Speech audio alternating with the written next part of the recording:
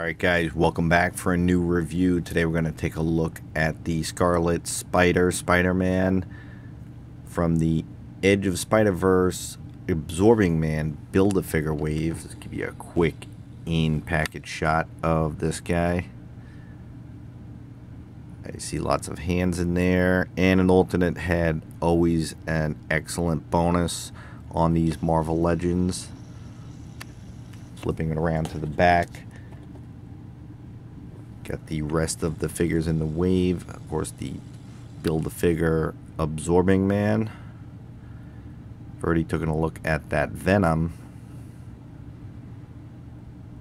And a very brief and uninteresting bio, if you want to pause and read that.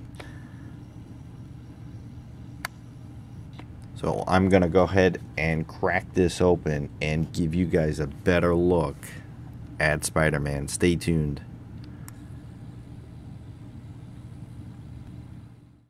Okay, here he is out of package. Let's give you a 360 view of him.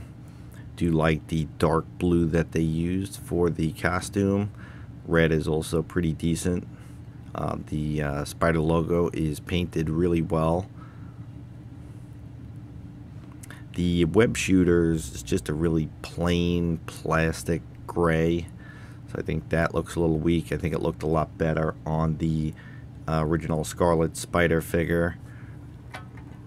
Showing you what I mean by that. It's got painted detail. Nice silver look to it. Versus this is very plasticky.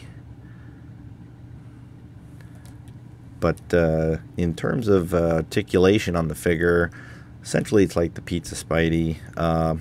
Head can go up very far, down very far. Left and right, of course, is no issue. Got a butterfly joint, which is nice and tight on this figure.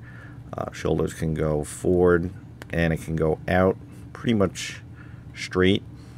Upper bicep swivel, double jointed elbow, a swivel and hinge at the wrist. Got an ab crunch, which crunches pretty far forward, pretty decent amount back. Waist twist. Legs can go forward very far and only out to about that far.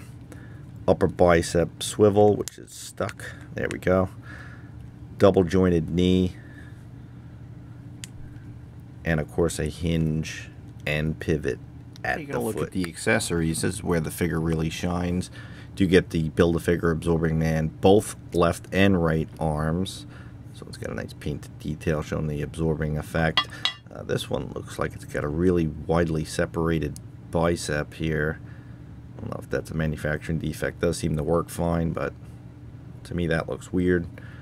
Then, amazingly, you get a ton of hands. Fisted hands, whipping hands, wool crawling hands, and spider-carnage hands to go along with that spider-carnage head. What an excellent inclusion. They really loaded this particular Spider-Man out, and I am digging that. That is a very cool head sculpt, and one of the main reasons I picked this one up. And here's a size comparison. Here we have the Scarlet Spider-Man next to the Scarlet Spider-Man next to Kraven. Of course, the height and build proportion is pretty much the same as the traditional or first kind of appearance of the Scarlet Spider.